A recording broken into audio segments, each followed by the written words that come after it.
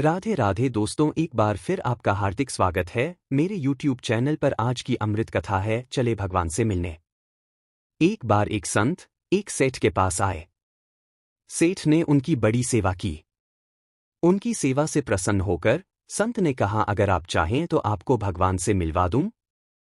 सेठ ने कहा, महाराज, मैं भगवान से मिलना तो चाहता हूं, पर अभी मेरा बेटा छोटा है।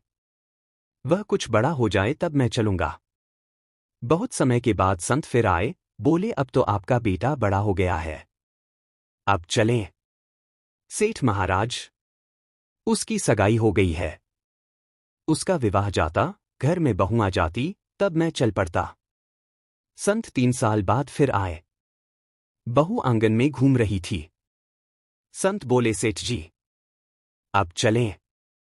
सेठ महाराज, मेरी बहू को बालक होने वाला है। मेरे मन में कामना रह जाएगी कि मैंने पोते का मुंह नहीं देखा। एक बार पोता हो जाए तब चलेंगे। संत पुनः आए, तब तक सेठ की मृत्यु हो चुकी थी। ध्यान लगाकर देखा तो वह सेठ बैल बना सामान ढो रहा था। संत बैल के कान में बोले, अब तो आप बैल हो गए, अब भी भगवान से मिल लें। सेठ, मैं इस दुकान का बहुत काम कर देता हूं। मैं न रहूंगा तो मेरा लड़का कोई और बैल रखेगा। वह खाएगा ज्यादा और काम कम करेगा, इसका नुकसान हो जाएगा। संत फिर आए, तब तक बैल भी मर गया था। देखा कि वह कुत्ता बनकर दरवाजे पर बैठा था। संत ने कुत्ते से कहा, अब तो आप कुत्ता हो गए, अब तो भगवान से मिलने चलो।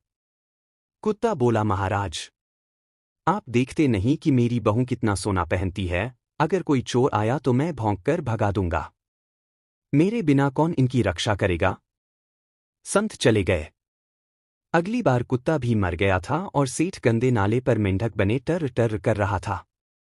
संत को बड़ी दया आई, बोले, सेठ जी, अब तो आपकी दुर्गति हो गई, और कितना गिरोगे, अब भी चल पड़ो।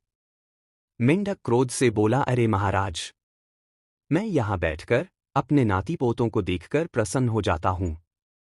और भी तो लोग हैं दुनिया में, आपको मैं ही मिला हूं भगवान से मिलवाने के लिए। जाओ महाराज, किसी और को ले जाओ, मुझे माफ करो।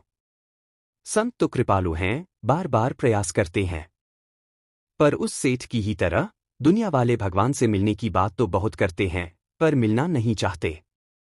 हे प्रभु, तू बड़ा दयालु है, हम पर कृपा की नजर रखना। हरे कृष्णा, राधे राधे।